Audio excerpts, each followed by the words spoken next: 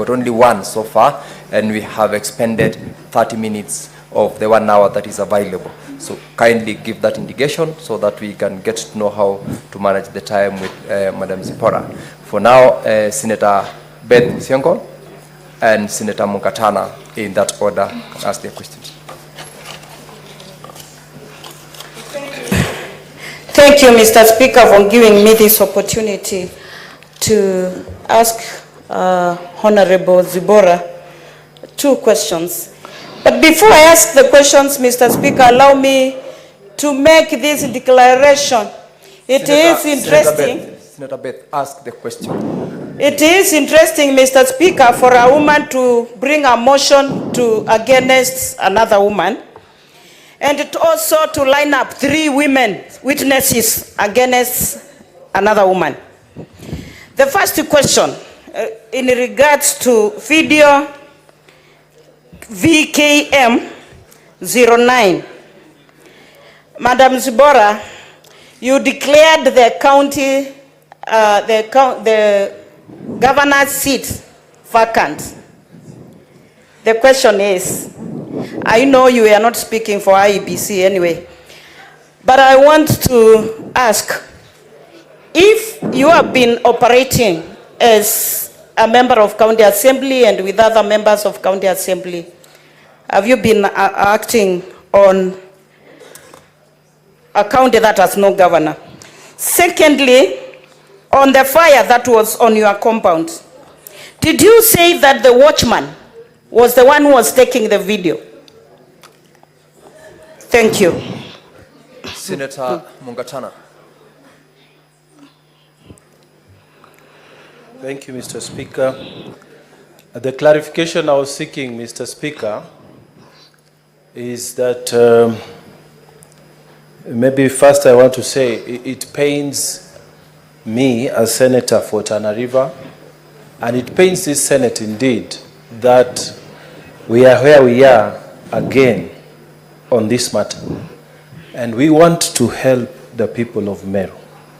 Sincerely, your video Senator Mungatana was saying, the video was saying that even if we return this matter, you will go for 6 times.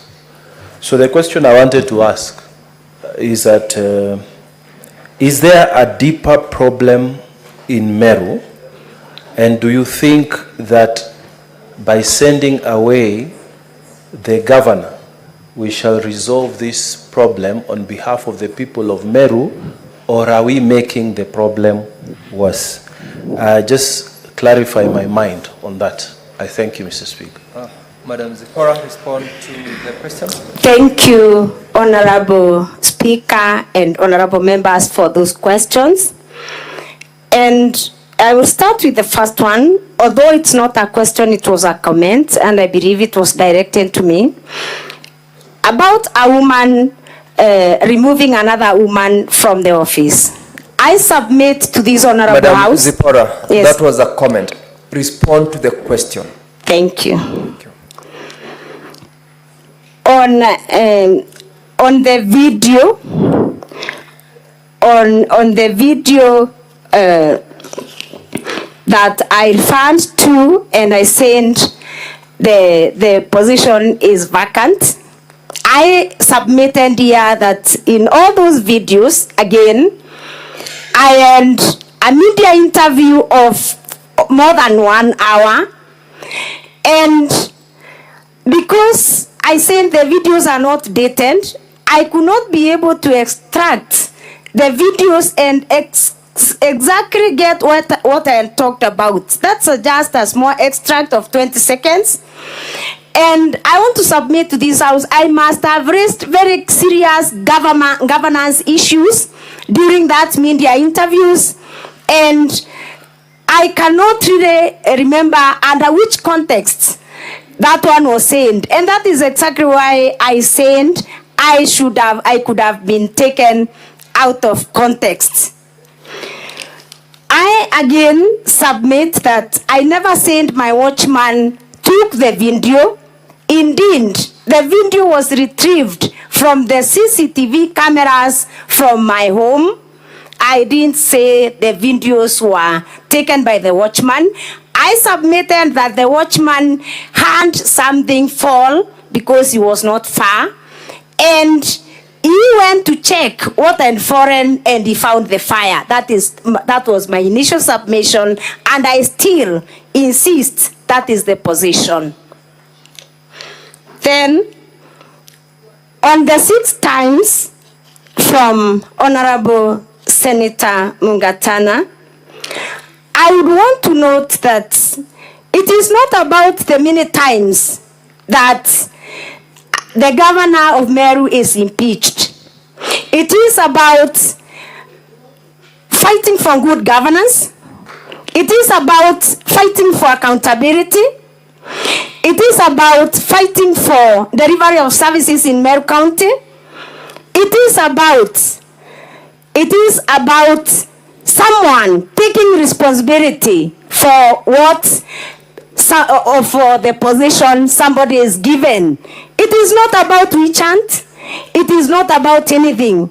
I think that one shows the determination that we need a Meru County that is functional, a Meru County where services are being delivered, where the officers, where the county government is serving the people of Meru. Thank you. Thank you, Senator Kajwang Moses, and thereafter Senator Mutinda Tabitha. Thank you, Mr. Speaker. I want to be very direct and go to the exhibit that was submitted by the County Assembly. On page 353 of Volume 2, you took us there to illustrate or to demonstrate that the wage bill grew by 500 million Kenya shillings from 4.4 billion to 4.9 billion. My question is, did the Assembly approve the 4.9 billion budget? Or was the 500 million excess expenditure over and above what the Assembly approved? Number 2, on page 375 of Volume 2, you have a schedule there showing the transfers that were made to the various entities. These entities include the Meru Investment and Development Corporation, the Meru County Revenue Board, the Meru Youth Service, and Meru Microfinance Corporation, which in your submission, you said the governor violated the constitution by not appointing the chairs of the boards. At the same time, on page 375, we have the report of the Auditor General showing 699 million, close to 700 million Kenya shillings, was transferred to some of these bodies. Did the Assembly approve the 699 million transfer? And if the Assembly did approve it, then what then would be the matter of saying that the boards were not effective due to their unappointment? Finally, you took us to Section 58 of the County Governments Act that talks about the CEO of the County Public Service Board.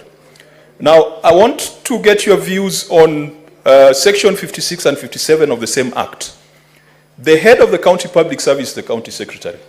The County Public Service Board works with the County Secretary to ensure that... Senator Kajwang, your time is up. Senator Mutinda. Thank you, Mr. Speaker. Honorable Zipporah. Yes. Clause 4 of the Meru County Revenue Board indicates that there shall be an established board. Clause 6 talks about the composition of the board, and it further emphasizes that the Act therefore requires the board to have a chair.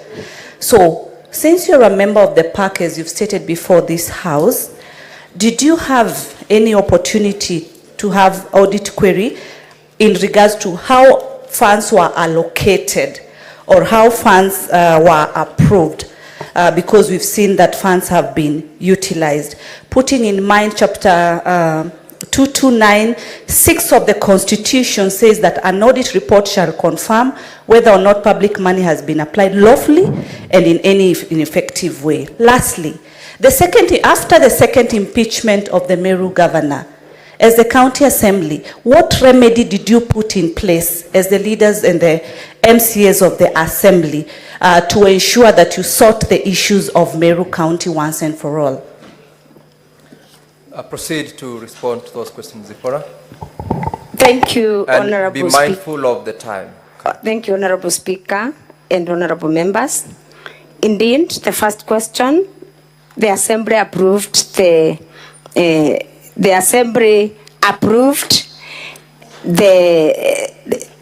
funds, whereas it is the work of the Assembly, of the County Assembly, to approve the funds, whereas it is the responsibility of the County Assembly to approve the funds. Section 30 of the County Government Act mandates the governor of any county to be accountable for the management of and use of the county resources.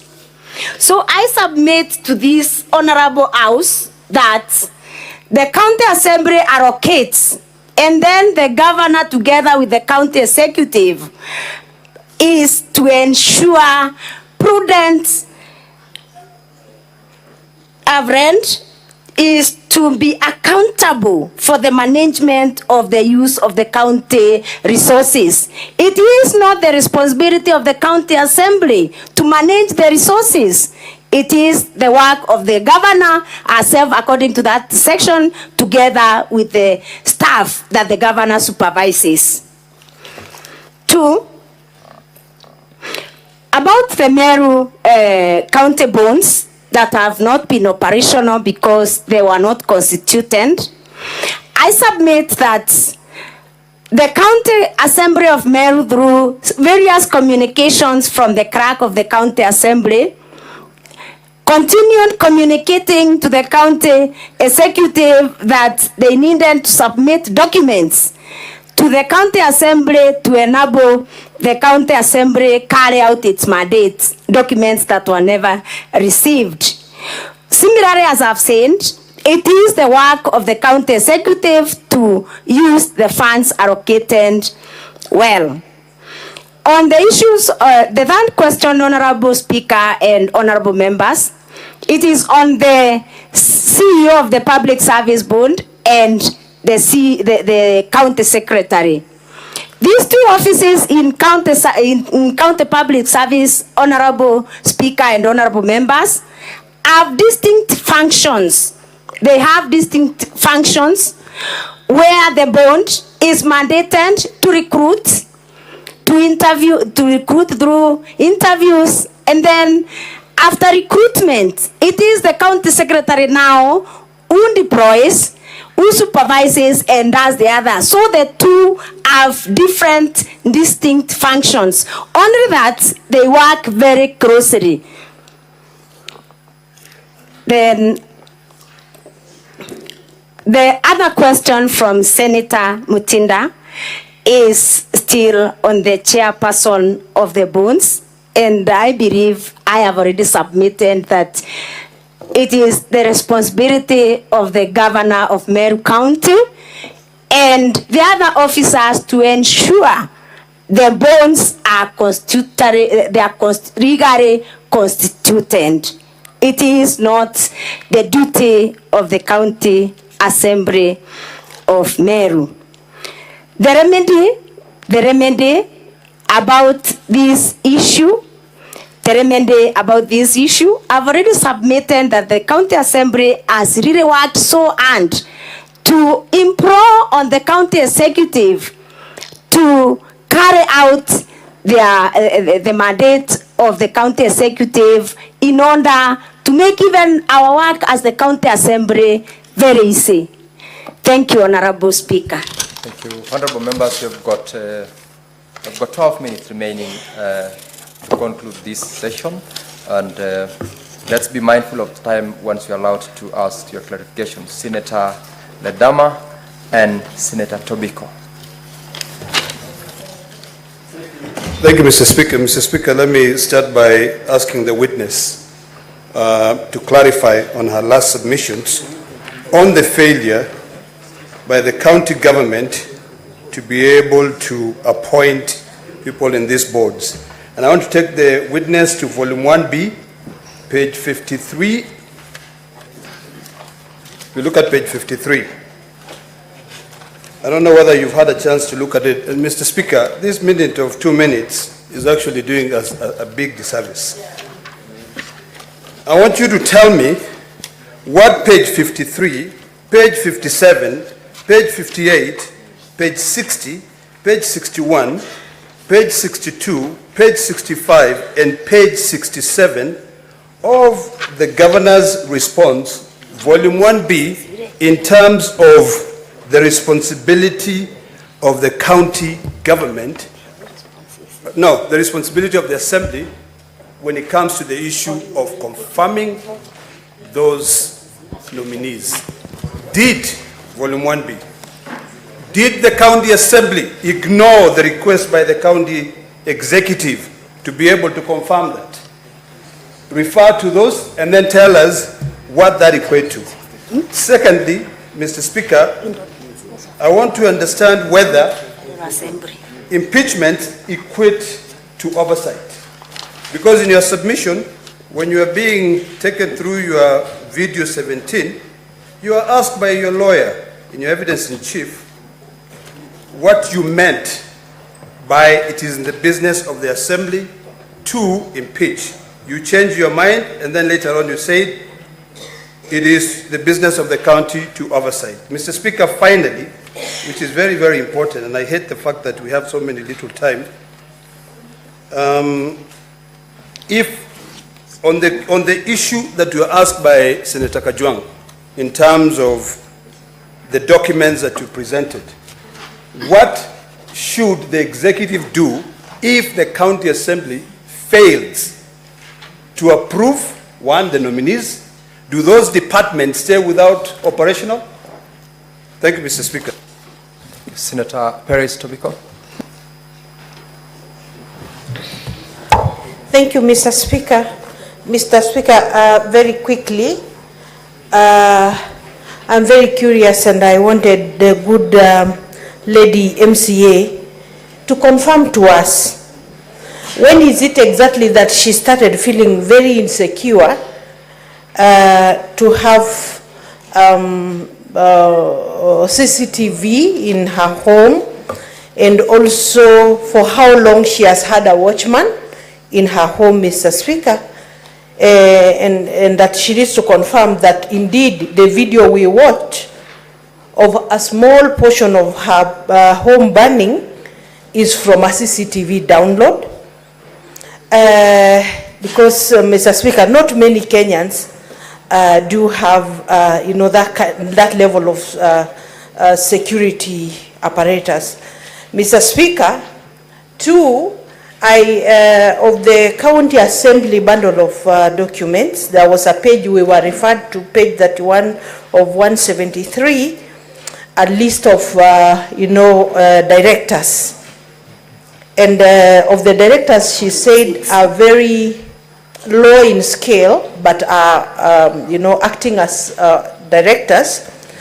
Have they attached letters of appointments of these directors for the Senate to confirm? Thank you.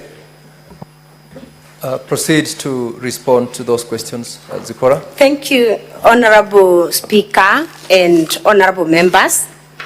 On the first issue is about I am starting with the first issue. The first issue is on the governor's documents, or the governor's document volume 1. Indeed, it is true.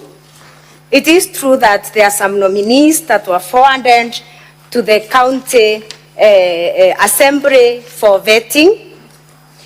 But immediately after the nominees were forwarded for the vetting, immediately after the nominees were forwarded for the vetting, the clerk of the county assembly, through a letter in our volume 2, page 61, wrote back to the county executive and requested For more information, clarification regarding the existence of vacancies in the offices within which the nominations were being made.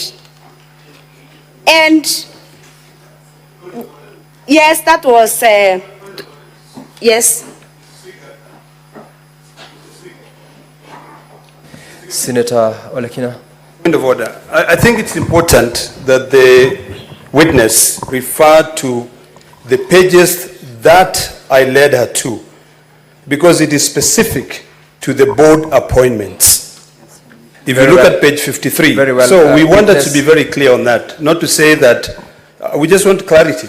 Very well. Witness, please go to those specific pages that you were referred to as you make your responses.